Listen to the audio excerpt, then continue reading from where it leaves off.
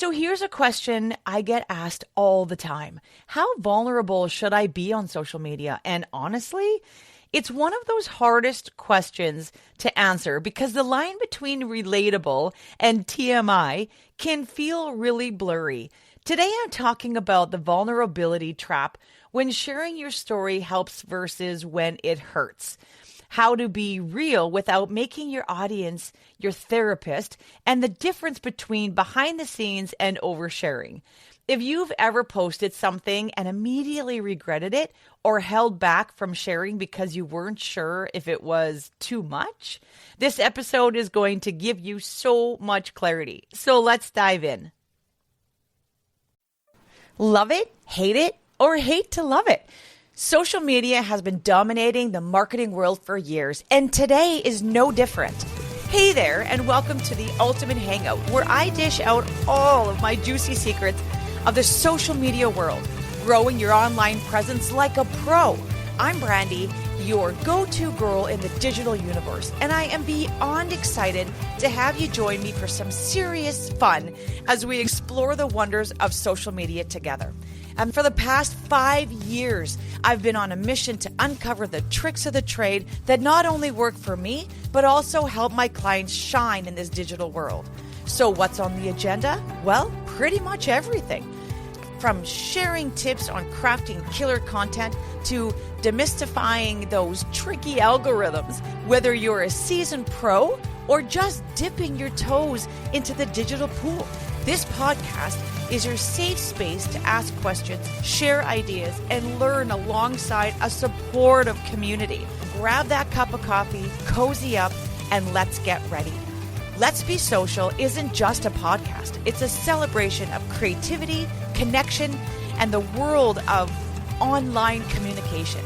Here's to learning, laughing, and leveling up together. This is your Let's Be Social podcast.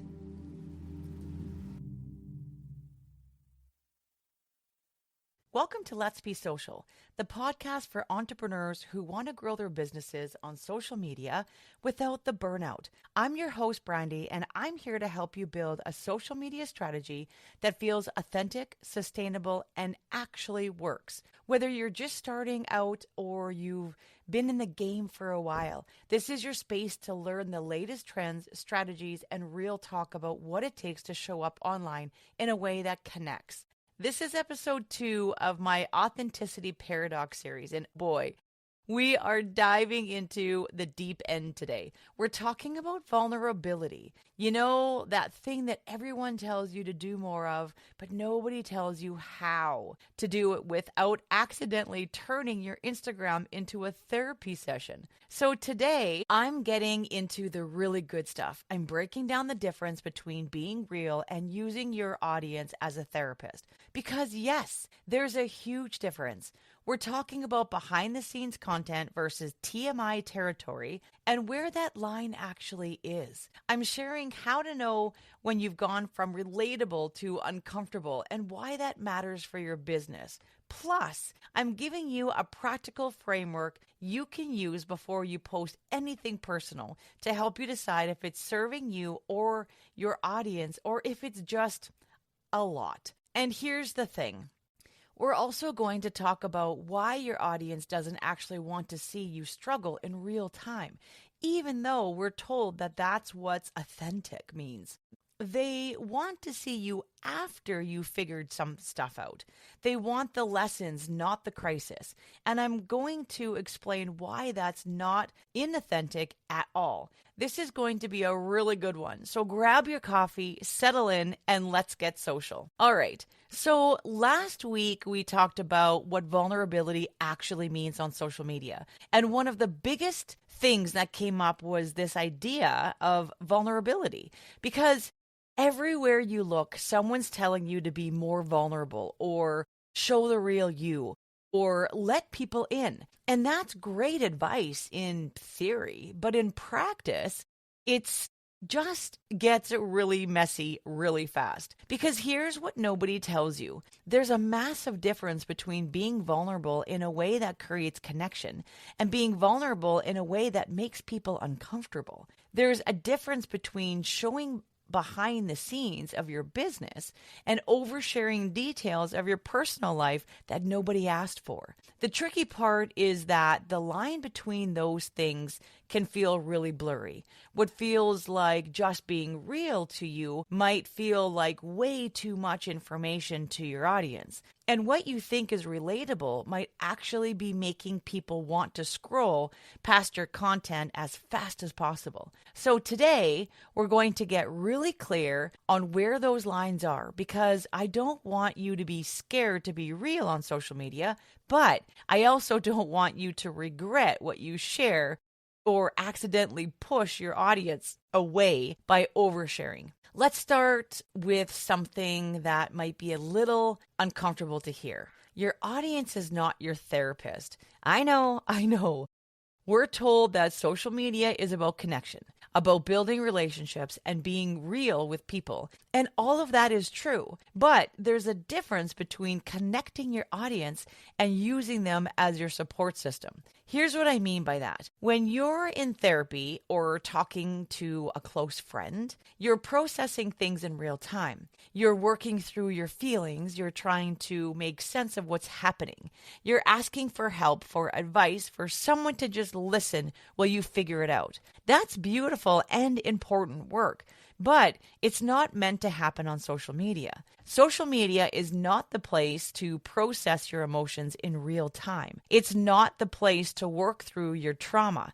It's not the place to ask hundreds or thousands of people to help you figure out your life. Now, does that mean you can never share that you're going through something hard?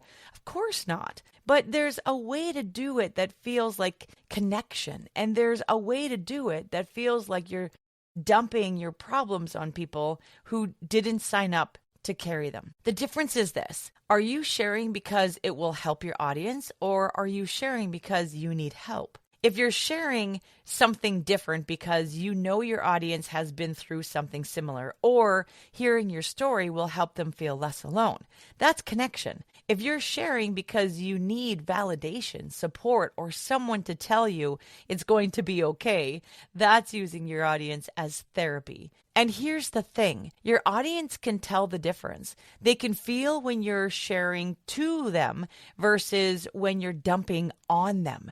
And when they feel like they're being asked to carry your emotional weight, they're going to start pulling back. Not because they don't care about you, but because it's not what they came to your platform for. Okay, so let's talk about behind the scenes content, because this is where I see a lot of confusion.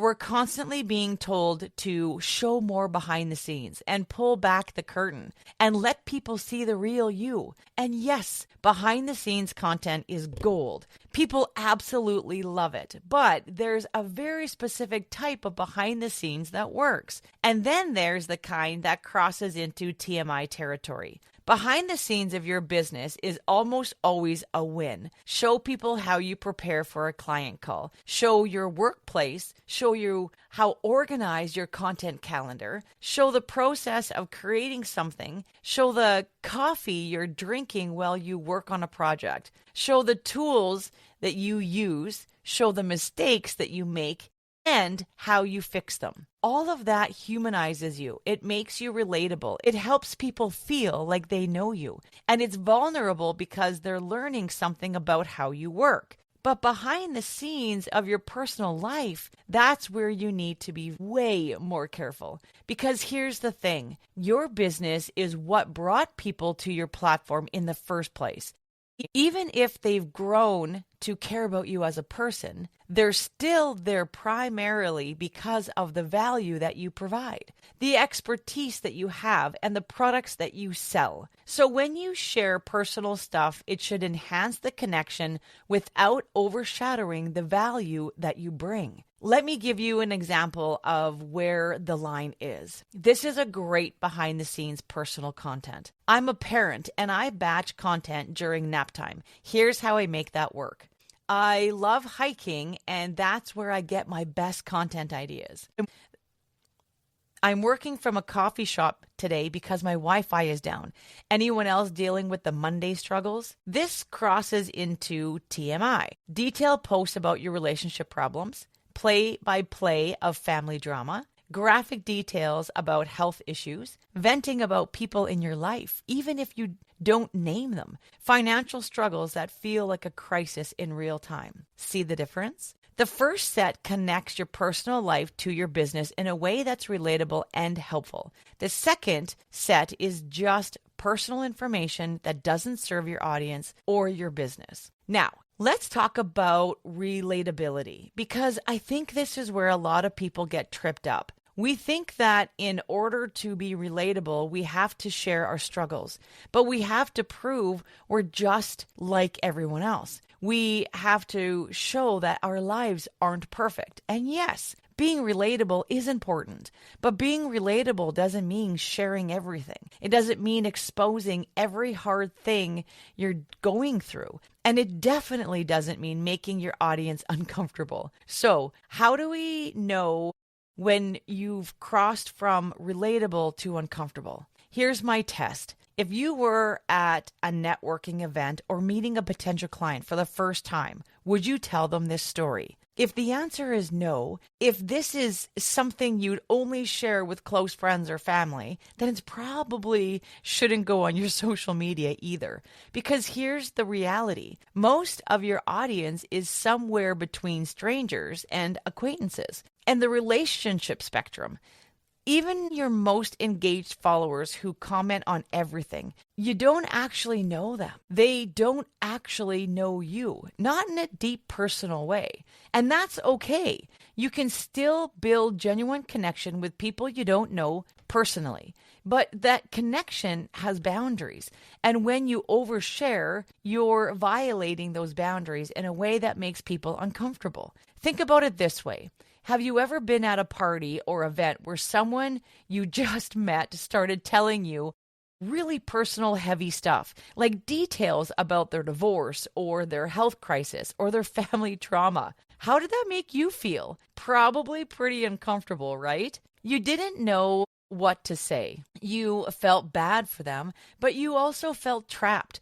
You didn't sign up to carry that emotional weight.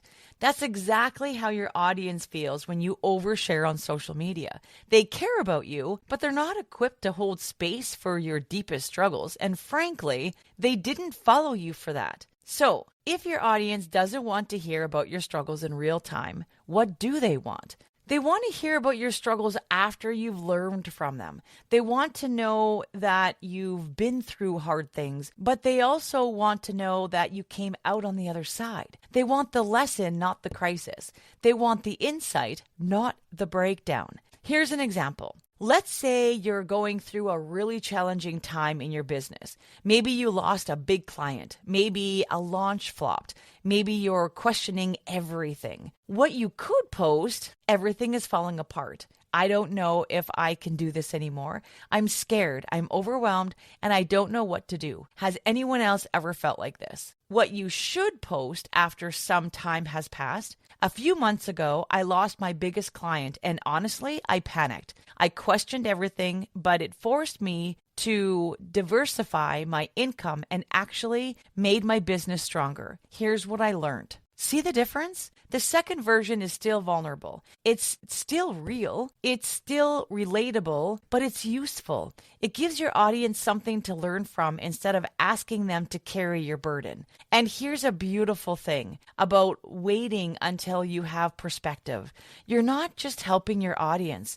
You're protecting yourself too. Because once you put something on the internet, it's out there. And if you share the middle of a crisis and later regret it, you can't take it back.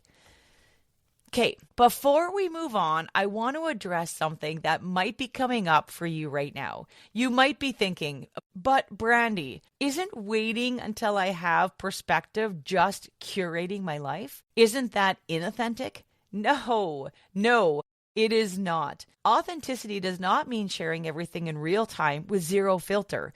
That's not authentic. That's impulsive. And honestly, it's often irresponsible. Authenticity means what you share is true. It means you're not lying or pretending to be somebody that you're not. But it doesn't mean you have to share everything the moment it happens. You can be 100% authentic while still being thoughtful about what you share and when you share it.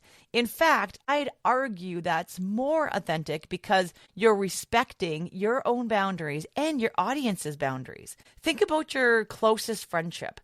I bet you're authentic with your best friend, right? But do you call them every single time something happens in your life? No. You process some things on your own first and wait until you have something worth sharing, not just noise. The same thing applies to social media. You can be authentic while still being selective. All right, let's get practical. How do you actually decide what to share and what to keep private? Here's a sample framework that you can use. Ask yourself these 3 questions. Question 1, why am I sharing this? Be really honest with yourself. Are you sharing to help your audience, or are you sharing because you need something, validation, support, attention? If it's the latter, call a friend instead of posting. Question 2, would I be comfortable if this was the first thing a potential client saw about me? Because it might be. Your social media is public. Now, new people are finding you all of the time. If you wouldn't want a potential client to see this as their introduction to you, reconsider posting it. Question 3. Will this still feel like a good idea tomorrow? If you're emotional right now, and especially if you're upset, angry, or going through something hard, wait 24 hours before posting. If it still feels right tomorrow, then go for it. But a lot of times, that waiting period gives you the clarity to realize it's not something that needs to be shared publicly. If you can answer all 3 of those questions in a way that feels good, then share away. But if any of them give you a pause, that's your gut telling you to hold back. Here's the thing. I want you to walk away with today. You can be real, relatable, and authentic without making your audience your therapist. You can show behind the scenes without sharing too much. You can be vulnerable without being uncomfortable. It's all about finding that balance. And honestly, that balance is going to look different for everyone. Some people are naturally more private, and that's okay. Some people are more open, and that's okay too. The key is making sure that wherever you share serves both you and your audience. It should make them feel more connected to you, not burdened by you. It should add value to their experience of following you, not make them want to scroll past. And when you find that balance, that's when the magic happens. That's when you build real, genuine communities. That's when people engage with your content, trust you, and want to work with you. Because at the end of the day, people don't follow you because your life is a mess. They follow you because you help them, inspire them, or teach them something. And your realness and vulnerability should enhance that, not overshadow it. Okay, if today's episode has you thinking how you should show up on social media, and especially how you navigate the line between real and too real, I want you to know you're not alone in figuring this all out. Inside the Rise Up Lounge, I talk about this stuff all the time. How to be authentic without oversharing, how to connect with your audience without making them uncomfortable, how to build a social media presence that feels good to you and serves your business. You'll access the courses and resources that help you create content that's genuine without being too personal,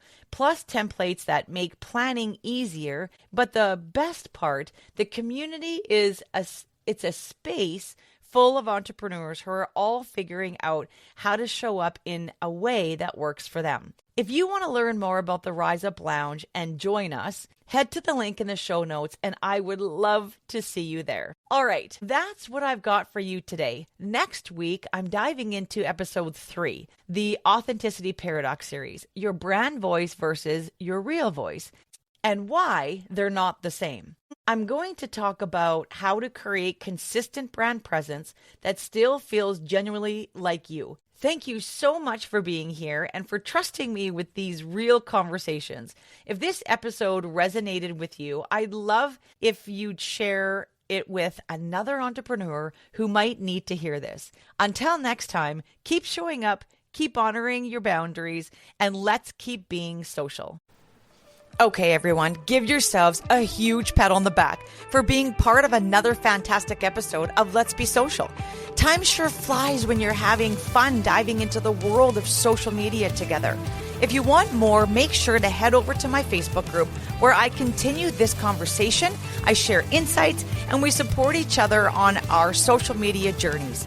You'll find all the details in this episode in my show notes at successonsocialmarketing.com, so be sure to check them out. Remember, learning doesn't have to stop here. Keep exploring, keep experimenting, and keep pushing the boundaries of what's possible in the digital world. And if you ever need a helping hand or some extra inspiration, you know where to find me.